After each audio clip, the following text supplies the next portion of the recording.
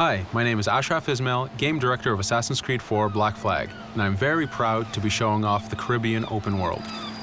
Here, we're going to start with Edward. After completing a few missions, he's met up with the assassins, but he's not yet bought into the creed, so he still has this selfish need for fame and fortune. Edward is one of the most unique characters we've created for the Assassin's Creed universe. He is a man who is still trying to figure out who he is in life and what he wants to get out of it. At this point in the story, he still wants that fame, so one way to get it is to complete these assassination contracts.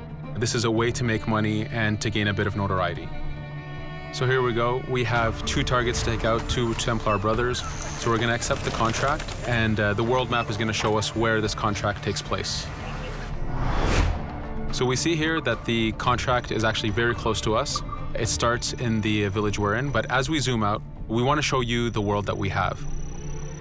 Many locations, over 50 locations, centered by Cuba, the Bahamas, and Florida up north.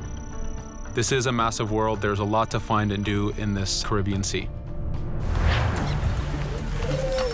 But now we'll get back to the Fisherman Village and go after our targets. The Fisherman Village, it's one type of location in this world. It's really here as a convenience to the player. This is where you can start missions, where you can shop to upgrade Edward and the Jackdaw itself. It's really about the mood and the ambiance of the Caribbean Sea. In the distance, we have a tavern that we're approaching. Taverns are places where you can hire crew, play mini games, drink if you wish. But for now, we're going to focus on the targets and take them out.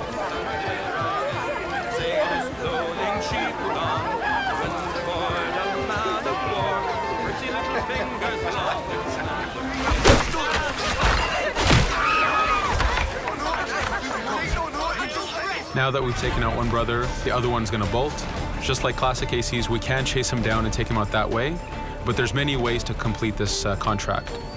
We can use the new free aim system to shoot him this way, to eliminate him that way. We can jump onto the ship and take him out with his crew, but instead we're going to let him escape into the sea and follow him with the Jackdaw. This is your ship. This is the second main character of the game. You're going to have to customize and upgrade the ship as you go on this journey with Edward.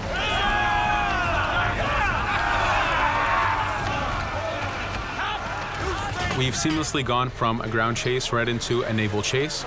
We could destroy the ship and complete the contract that way, but instead, using the spyglass, we can see that he's carrying a lot of rum. Rum is important in the economy system. It's one way of making a lot of money if you sell it properly. So instead of destroying the ship, we're going to plunder that ship. Fire! Here you can see the upgrades that we've made into the naval combat. Using the front cannons, you can shoot chain shots to slow down the ship. Using the new round shot mechanic of trajectory aiming, you can aim for the hull and do a lot of damage this way.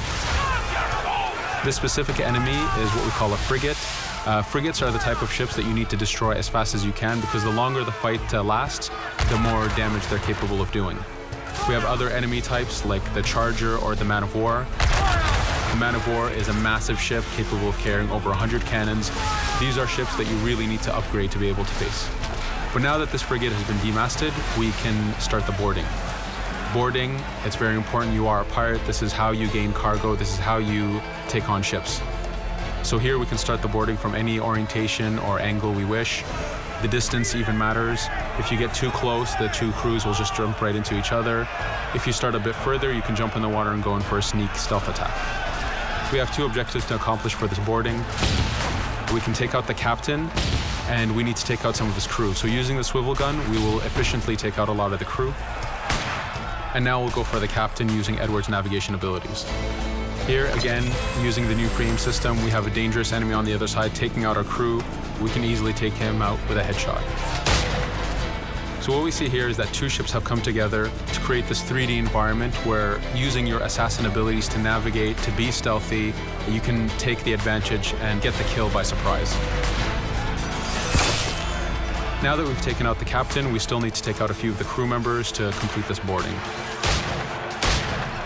Now that we've plundered the ship, we're going to gain that rum that we saw earlier, but we're also going to gain ammo and crew members and some gold.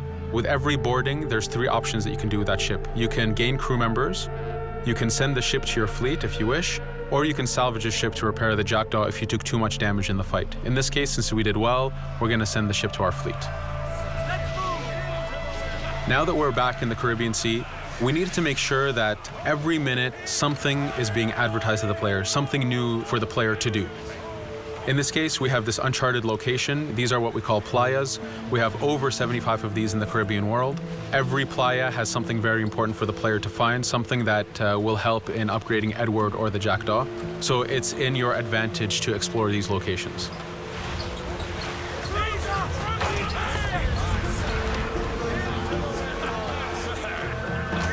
Again, for us, seamlessness is very important. We needed to be able to explore this Caribbean world without having too much interruption in the action. So being able to just let go of the wheel anywhere we want, jump into the water, and swim over to that location. This is very important for the mood and the immersiveness of this Caribbean open world. Here, as we get on the playa, in the distance we can see that there's a faction battle, but closer to us we can see that there's this poor drunken sailor who's passed away. But being a pirate, of course, we're going to loot his body and see what he has for us.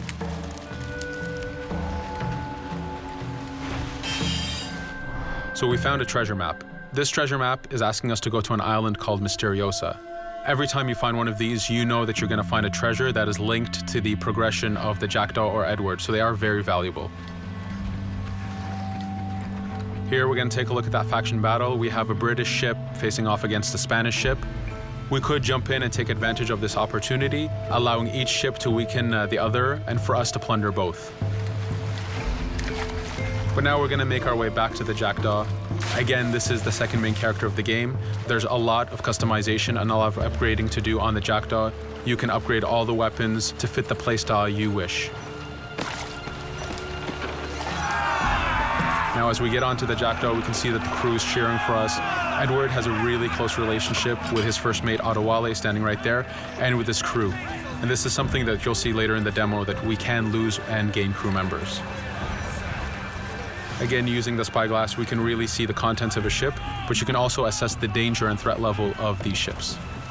But for now, we're going to continue to Misteriosa to find that treasure. Here we've crossed into a harpooning zone. The harpooning system is connected to the hunting system, which is used for upgrading Edward himself. So you can upgrade the number of weapons he carries, the ammo that you can carry, and even his health. But for now, we've moved past that zone and we've got into a storm. Storms are very dangerous. If you're not careful, if you don't know how to navigate a storm, you will take damage to your ship and you will lose crew members. In the distance, we can see a water spout. This is a tornado in the ocean. These are very dangerous. They can suck you in, and when they do, they tear the ship apart and take out your crew. Here we can see its effect on a ship. This poor ship got sucked in and got destroyed. Storms are very dangerous, but we wanted the player to take advantage of this. When you've mastered a storm, when you know how these systems work, you can pull enemies into a storm and let the storm do damage for you. So there is a strategic element to using a storm in the world.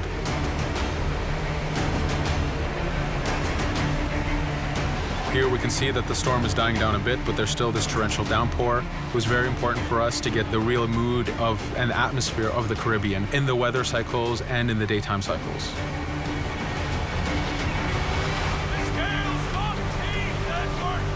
But here, since we've survived the storm, did pretty well, let's order our crew to sing. Sea shanties are a part of this game. It's a collectible that you can find in the world. So the more you find, the bigger playlist you have for your crew. But for now, we've made it to Misteriosa. So again, we're going to seamlessly get off our ship and explore this location. Misteriosa is a Mayan ruin.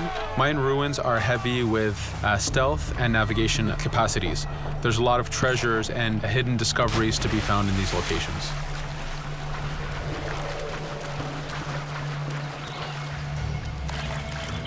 If we recall the treasure map, the treasure is hidden behind a temple. So just by quickly looking around, we can see that temple looks about right. So that's our objective. We'll head there. As we go this way, we can see there's a lot of guards on the beach. We could go in and fight them if we wish to, but to show off that this is a mini open world, we're going to try to find a different route to get to our objective. Here, we've seen a guard. We don't want to alert him, and we don't want to alert the guards on the beach, so we're going to use our stealth ability to take him out silently.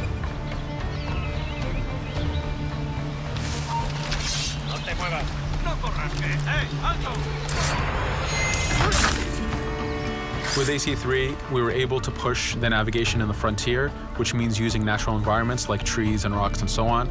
Mayan ruins are the perfect place where we mix man-made structures and these natural environments. So you really get to feel how far the navigation abilities of the assassin have come since the original game. In the distance there, we can see another part of the island being blocked off by a patrol of guards. We're going to avoid it for now and go for that treasure.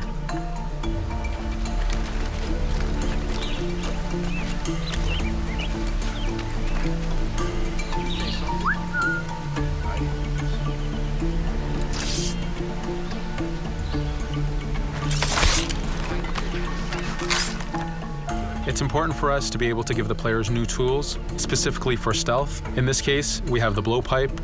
Using the berserk darts, you make your enemies go crazy. Effectively, this means that they'll attack anything and everything in sight, including their own friends, animals, or Edward if he was in the way. So you do have to be careful with how you use it.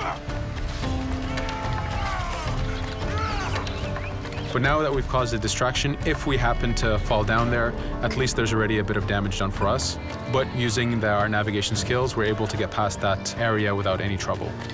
There in the distance, you can see the jackdaw placed exactly where you left it when you got onto this location. It's really important for us to show the beauty of this Caribbean world. The Caribbean has some amazing vistas, and we pushed ourselves to replicate this in the game.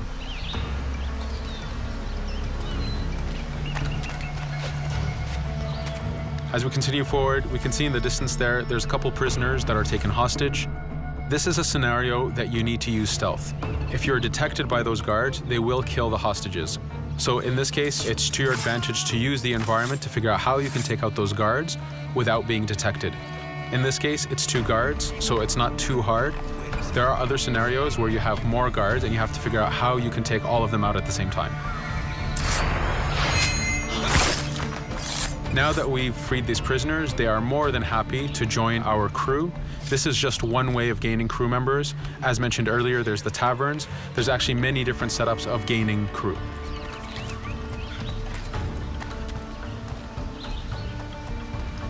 Here, we're going to go back to the treasure map. We can see that the treasure is actually behind the temple near a fountain. So if we just look around, we can see that it's around here.